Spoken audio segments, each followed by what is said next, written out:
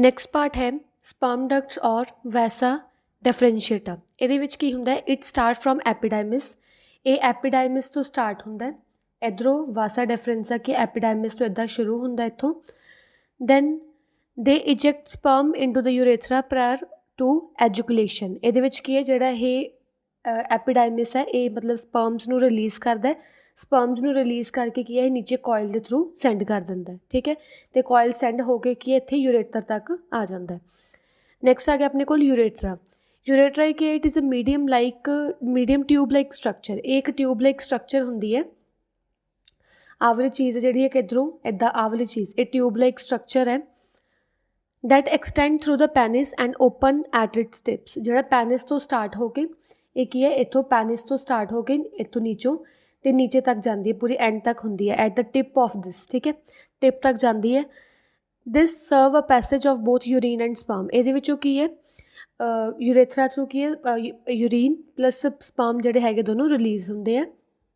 Next ਆ ਗਿਆ ਪੈਨਿਸ। Penis ਕੀ ਹੈ, it is a muscular and erectile organ. Penis ਹੈ ਜਿਹੜਾ ਉਹ ਮਸਕੂਲਰ, ਆਹ ਵਾਲੀ ਚੀਜ਼ ਇਹ ਮਸਕੂਲਰ ਅਤੇ ਇਰੈਕਟਾਈਲ ਜਿਹੜਾ ਹੈਗਾ ਇੱਕ ਪੈਸੇਜ ਹੈ। It deliver sperm into vagina of female for the fertilisation of ovum. ਇਹਦੇ ਵਿੱਚੋਂ ਕੀ ਹੈ, ਜਿਹੜਾ ਸਪਰਮ ਉਹ ਮੂਵ ਕਰਦਾ, ਸਪਰਮ ਮੂਵ ਕਰਕੇ ਕੀ ਹੈ ਵੈਜੀਨਾ ਆਫ ਫੀਮੇਲ ਤੱਕ ਮੂਵ ਕਰਦਾ। ਅਤੇ ਉਸ ਤੋਂ ਬਾਅਦ ਕਿ ਜਦੋਂ ਮਤਲਬ ਸਪਰਮ ਅਤੇ ਓਵਮ ਜਾਂ ਓਵਾ ਮਤਲਬ ਕਿ ਫਿਊਜ਼ ਕਰਦੇ ਉਸ ਤੋਂ ਬਾਅਦ ਫਰਟੀਲਾਈਜੇਸ਼ਨ ਦਾ ਪ੍ਰੋਸੈਸ ਸਟਾਰਟ ਹੁੰਦਾ, ਠੀਕ ਹੈ। ਨੈਕਸਟ ਆ ਗਿਆ ਸੈਮੀਨਲ ਵੈਸਕਲਸ, ਪ੍ਰੋਸਟੇਟ ਗਲੈਂਡ ਔਰ ਕਾਪਰਸ ਗਲੈਂਡ। ਆ ਜਿਹੜੇ ਸਾਰੇ ਪਾਰਟਸ ਹੈ ਸੈਮੀਨਲ ਵੈਸਕਲ, ਪ੍ਰੋਸਟੇਟ ਗਲੈਂਡ ਅਤੇ ਕਾਪਰਸ ਗਲੈਂਡ, ਇਹ ਵਾਲੀ ਚੀਜ਼ ਜਿਹੜੀ ਹੈਗੀ ਇਹਦੇ ਬਾਰੇ ਆਪਾਂ ਰੀਡ ਕਰਨ ਲੱਗੇ ਹਾਂ। ਦੇ ਆਰ ਅਸੈਸਰੀ ਗਲੈਂਡਸ, ਇਹਨਾਂ ਨੂੰ ਆਪਾਂ ਅਸੈਸਰੀ ਗਲੈਂਡਸ ਵੀ ਬੋਲਦੇ ਹਾਂ। ਦੇ associated with male reproductive organs. ਇਹ ਸਾਰੇ ਮਤਲਬ ਮੇਲ ਰੀਪਰੋਡਕਟਿਵ ਔਰਗਨਸ ਹੈ। ਇਹਦੇ ਵਿੱਚ ਕੀ ਹੈ, ਕੁਛ ਕੁ ਫਲੂਇਡ ਮਤਲਬ ਪ੍ਰੈਜੈਂਟ ਹੁੰਦਾ। ਉਹ ਫਲੂਇਡ ਕਾਹਦਾ ਹੁੰਦਾ, ਪਾਰਟ ਆਫ ਸੈਮਨ, ਮਤਲਬ ਜੋ ਵੀ ਸਪਰਮ ਵਗੈਰਾ ਰਿਲੀਜ਼ ਹੁੰਦਾ ਉਹਦੇ 'ਚ ਇੱਕ ਫਲੂਇਡ ਹੁੰਦਾ। ਉਹ ਫਲੂਇਡ ਨੂੰ ਆਪਾਂ ਕਿੱਥੋਂ ਸਿਕ੍ਰੀਟ ਹੁੰਦਾ, ਇਹ ਸਾਰੇ ਪਾਰਟਸ ਵਿੱਚੋਂ ਉਹ ਰਿਲੀਜ਼ ਹੁੰਦਾ, ਠੀਕ ਹੈ। ਨੈਕਸਟ ਆ ਗਿਆ ਆਪਣੇ ਕੋਲ ਸੈਮਨ। ਸੈਮਨ ਕੀ ਹੁੰਦਾ, it is a thick whitish liquid containing sperm. ਉਹੀ ਜਿਹੜੇ ਹੁਣੇ ਪੜ੍ਹਿਆ ਕਿ ਜਿਹੜੇ ਸਾਰੇ ਪਾਰਟਸ ਹੈ ਇਹ ਸੈਮਨ ਨੂੰ ਪ੍ਰੋਡਿਊਸ ਕਰਦੇ ਆ। ਅਤੇ ਸੈਮਨ ਐਕਚੁਅਲੀ ਹੁੰਦਾ ਕੀ ਹੈ, ਇੱਕ ਵਾਈਟਿਸ਼ ਮਤਲਬ ਕਲਰ ਦਾ ਲਿਕੁਇਡ ਹੁੰਦਾ ਜਿਹਦੇ ਵਿੱਚ ਸਪਰਮ ਪ੍ਰੈਜੈਂਟ ਹੁੰਦਾ। ਐਂਡ ਸਿਕਰੀਸ਼ਨ ਫਰੋਮ ਅਸੈਸਰੀ ਗਲੈਂਡ, ਜਿਹੜੇ ਤਾਂ ਆਪਾਂ 3 ਪੜ੍ਹੇ ਸੀ ਉਹ ਅਸੈਸਰੀ ਗਲੈਂਡਸ ਹੁੰਦੇ ਆ ਅਤੇ ਅਸੈਸਰੀ ਗਲੈਂਡ ਵਿੱਚੋਂ ਜਿਹੜਾ ਸੈਮਨ ਆ ਉਹ ਪ੍ਰੋਡਿਊਸ ਹੁੰਦਾ। ਨੈਕਸਟ ਆ ਗਿਆ ਆਪਣੇ ਕੋਲ ਫੀਮੇਲ ਰੀਪਰੋਡਕਟਿਵ ਸਿਸਟਮ। ਹੁਣ ਆਪਾਂ ਫੀਮੇਲ ਰੀਪਰੋਡਕਟਿਵ ਸਿਸਟਮ ਬਾਰੇ ਰੀਡ ਕਰਨ ਲੱਗੇ ਹਾਂ। Reproductive system of human female ਵਿੱਚ ਕੀ ਕੁਛ ਆ ਜਾਂਦਾ, ਇਹਦੇ ਵਿੱਚ ਓਵਰੀਜ਼ ਆ ਜਾਂਦੀਆਂ, ਇੱਧਰੋਂ ਓਵਰੀ ਆ ਜਾਂਦੀ ਹੈ, ਓਵੀਡਕਟ ਹੁੰਦਾ, ਠੀਕ ਹੈ। ਓਵਰੀ ਵਿੱਚ ਓਵੀਡਕਟ, ਆਹ ਵਾਲੀ ਚੀਜ਼ ਫੈਲੋਪੀਅਨ ਟਿਊਬ ਵਗੈਰਾ ਜਿਹਨੂੰ ਬੋਲਦੇ ਹਾਂ ਆਪਾਂ। ਯੂਰੇਟਰਸ, ਆਹ ਵਾਲੀ ਚੀਜ਼ ਹੁੰਦੀ ਹੈ ਯੂਰੇਟਰਸ, ਮਤਲਬ ਆਹ ਪੂਰੀ ਚੀਜ਼ ਇੱਧਰੋਂ। ਅਤੇ ਨੈਕਸਟ ਲਾਸਟ 'ਤੇ ਹੁੰਦਾ ਵੈਜੀਨਾ, ਠੀਕ ਹੈ। ਓਵਰੀਜ਼ ਕੀ ਹੁੰਦਾ, ਫੀਮੇਲ ਰੀਪਰੋਡਕਟਿਵ ਸਿਸਟਮ ਦੇ ਵਿੱਚ ਪੇਅਰ ਆਫ ਓਵਰੀਜ਼ ਹੁੰਦੇ ਆ। ਆਹ ਵਾਲੀ ਚੀਜ਼ ਜਿਹੜੇ ਹੁੰਦੇ ਆ ਪੇਅਰ 'ਚ ਹੁੰਦੇ ਆ। ਇਸ ਸਿਚੁਏਟਡ ਇਨ ਦ ਐਬਡੋਮਨਲ ਕੈਵਿਟੀ। ਐਬਡੋਮਨਲ ਕੈਵਿਟੀ ਮਤਲਬ ਪੇਟ ਦੇ ਵਿੱਚ ਹੁੰਦੇ ਆ 2 ਓਵਰੀਜ਼।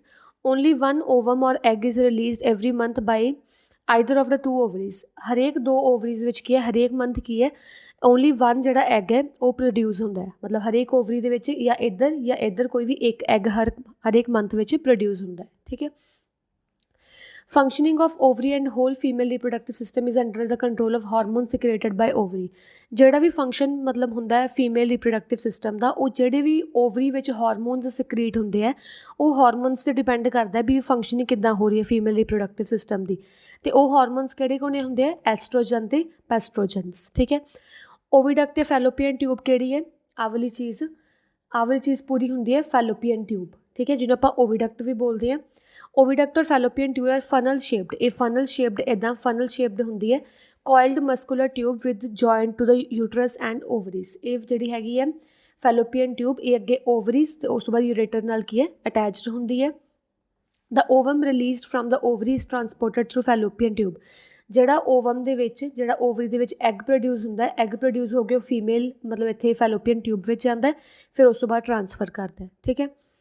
ਅੱਗੇ ਹੈਗਾ ureters. Ureter is a broad muscular pear shaped chamber where fertilisation ovum develop into a baby.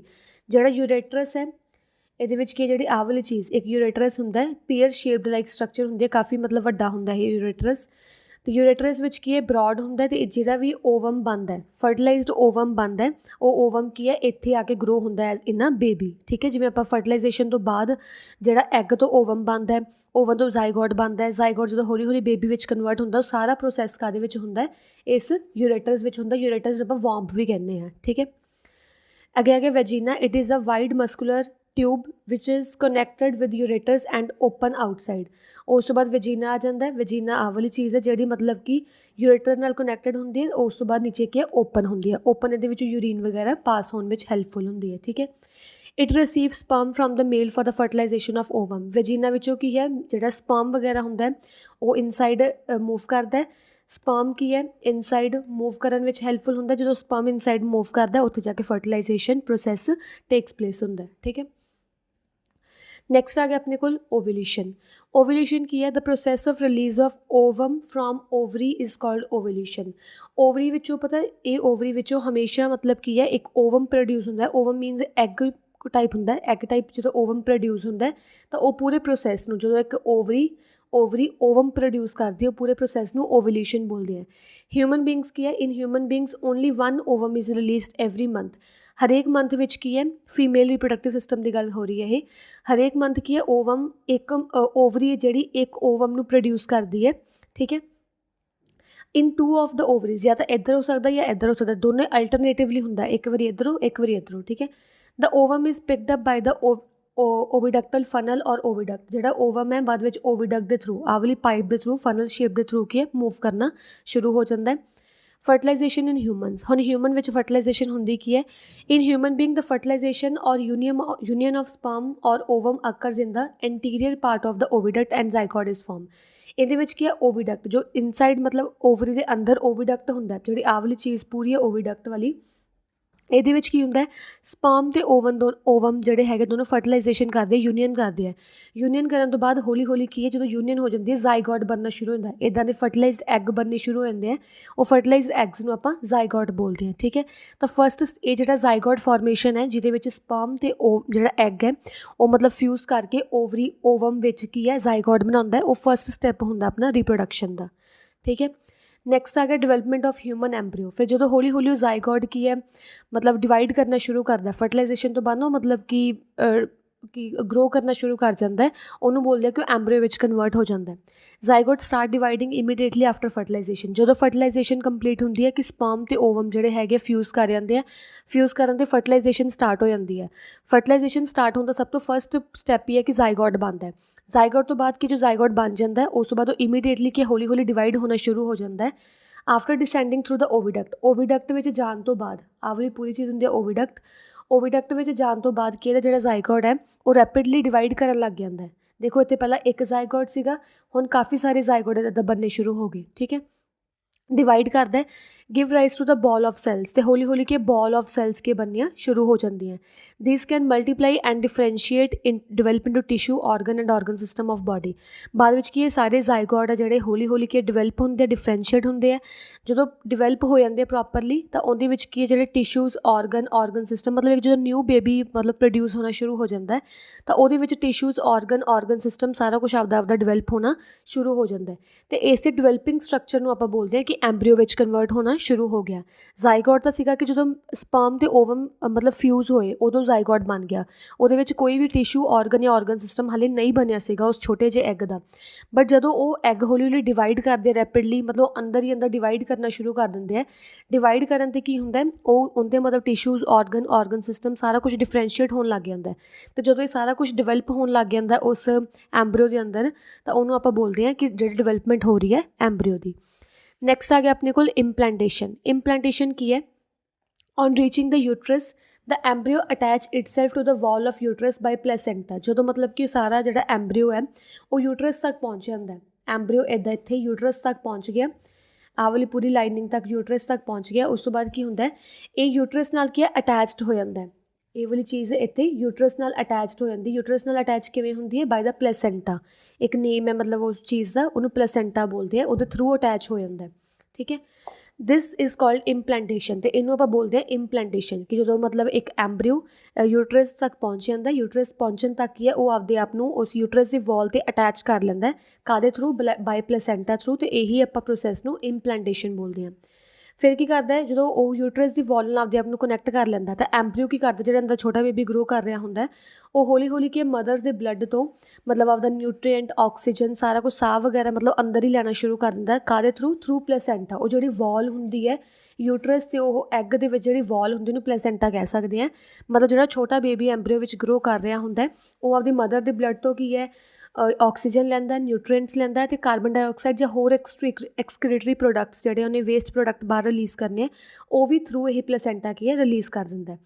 ਦੇਅਰਫੋਰ ਉਹ ਆਪਾਂ ਪਲੇਸੈਂਟਾ ਨੂੰ ਫਿਊਟਸ ਬੋਲਣਾ ਸ਼ੁਰੂ ਕਰਦੇ ਹਾਂ। ਫਿਊਟਸ ਜਿਹਨੂੰ ਆਪਾਂ ਬੋਲਦੇ ਹਾਂ ਲਾਈਫ ਸਪੋਰਟਿੰਗ ਸਿਸਟਮ, ਵੀ ਲਾਈਫ ਹੀ ਹੋਗੀ ਜੇ ਐਮਬ੍ਰੀਓ ਦੇ ਅੰਦਰ ਸਾਰਾ ਕੁਛ ਮਤਲਬ ਜਾ ਰਿਹਾ, ਆਕਸੀਜਨ ਵਗੈਰਾ, ਕਾਰਬਨ ਡਾਈਆਕਸਾਈਡ ਬਾਹਰ ਆ ਰਹੀ ਹੈ ਤਾਂ ਉਹ ਅੰਦਰ ਲਾਈਫ ਮਤਲਬ ਪ੍ਰੋਪਰ ਉਹਦੀ ਚੱਲ ਰਹੀ ਹੈ।